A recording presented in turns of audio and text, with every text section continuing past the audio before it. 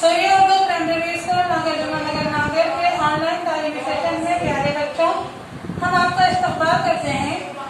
जमात उर्दू मज़मून जोग्राफिया। प्यारे बच्चों, आज हम सबक नंबर 4 समंदरी फर्श की बनावट, इसके आगे का सबक पढ़ेंगे। प्यारे बच्चों, इससे पहले हमने सबक नंबर 4 समंदरी फर्श की बनावट, इसका आधा सबक पढ़े थे। इसका बाकी का सबक हम आज पढ़ेंगे। इससे पहले हमने समंदरी फर्श की बनावट में बर्रे-आज़मी तख्ता, बर्रे-आज़मी ढलान और समंदरी मैदान देखे थे। आज हम यहाँ समंदरी पहाड़ और समंदरी सतह मुर्तफा देखेंगे। समंदरी फर्श के पहाड़ी सिलसिले ज़ेरे आब पहाड़ होते हैं। ये पहाड़ी सिलसिले सैकड़ों किलोमीटर चौड़े और हजारों किलोमीटर लंबे होते हैं। ज़ेरे आब पहाड़ों की चोटियां बाज़ जगह सतह समंदर के ऊपर आ जाती हैं, उन्हें समंदरी जजीरे कहा जाता है। मसलन आइसलैंड, बहरे ओकियानूस, अंडमान निकोबार, बहरे बंगाल। समंदरी फर्श पर पाए जाने वाले बाज़ पहाड़ों के टीले हमवार और वसी होते हैं, इन्हें समंदरी सतह मुर्तफा कहते हैं। मसलन बहरे अरब में पाई जाने वाली छागोस की सतह मुर्तफा। प्यारे बच्चों, उसके आगे है समंदरी खाई और समंदरी खंदक। समंदरी फर्श पर बाज़ जगह गहरे, तंग और तेज ढलवानी इलाके पाए जाते हैं, इन्हें समंदरी खंदक या समंदरी खाई कहा जाता है। आमतौर पर कम गहराई वाली जमीनी शक्ल को समंदरी खाई कहते हैं, जबकि ज्यादा गहराई वाली, ज्यादा दूर तक फैली हुई जमीनी शक्ल को समंदरी खंदक कहते हैं।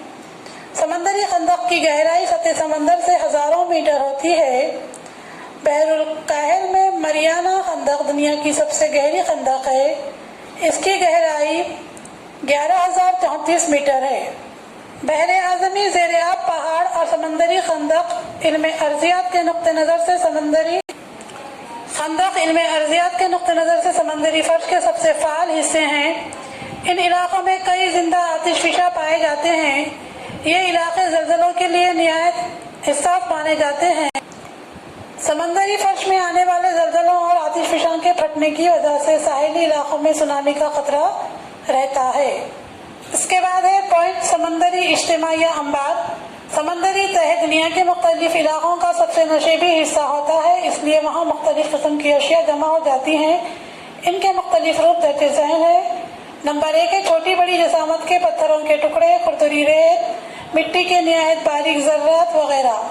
तमाम मादे दरियाओं, बर्फानी नदियों के जरिए बहा कर लाए जाते हैं और ये खास तौर पर बर्रे-आज़मी तख्तों पर जमा हो जाते हैं। इन अज्जा को समंदरी तिलछट कहते हैं। नंबर 2 है आतिशफिशां के फटने से बाहर फेंकी गई राख और लावा भी यहाँ जमा हो जाता है।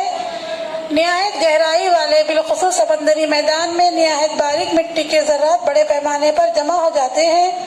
इनमें समंदरी हैवानात और नबातात के बाक़ियात मिले होते हैं। ये तमाम मादे इंतहाई बारीक ज़र्रात पर मुश्तमिल होते हैं और वो नरम कीचड़ की शक्ल में होते हैं। इसमें समंदरी हैवानात और नबातात के बाक़ियात का तनासुब तकरीबन 30% होता है। इस नरम कीचड़ को समंदरी रसूब या गाद कहते हैं। नंबर 3 है इनके अलावा इंसान की तैयार करदा अशिया का भी इस्तेमाल समंदर में होता है। इनमें शहरों का आलूदा पानी, ठोस कचरा, तापकार अशिया, बेकार कीमियाई अशिया, प्लास्टिक वगैरह की वजह से आबी कुर्रे को आलूदगी का खतरा लाक होता है। ये चीज़ें समंदरी हैवानात और वहाँ के माहौल के लिए निहायत मुज़ीर साबित होती हैं। इन अशिया में मुज़ीद चीज़ों का तनासुब अगरचा कम है, मगर इससे होने वाला नुकसान बहुत ज़्यादा है। समंदरी ज़िंदगी के मुख्तलिफ रूप समझने के लिए ने समंदरी फर्श पर पाई जाने वाली मादनियात की मालूमात हासिल करने के लिए समंदरी तिलछट और रसूब निहायत अहमियत के हामिल होते हैं। एक दूसरे पर तह जमा होने और समंदरी पानी के दबाव की वजह से इस ज़ख़ीरे से तहदार चट्टानें वजूद में आती हैं। प्यारे बच्चों, यहाँ देखिए शक्ल नंबर 4.3 ये बताया गया है समंदरी रसूब या गाद किसे कहते हैं। उसके बाद है शक्ल नंबर 4.4 जिसमें समंदरी तिलछट की शक्ल बताई गई है। ये कैसी होती है देखिए बच्चों। शक्ल 4.5 में इंसान की तैयार करदा अशिया का इज्तिमा या अंबार समंदर के किनारे कैसा लगता है ये बताया गया है। सूर्य स्कूल के प्यारे बच्चों, आज आपने ये सबक समझा। اس سبق کو بار بار دیکھیے اور ہمارے ویڈیوز کو زیادہ سے زیادہ دیکھیے، لائک کیجیے، شیئر کیجیے اور ہمارے چینل کو سبسکرائب کیجیے۔ ہم پھر ملیں گے۔ اللہ حافظ۔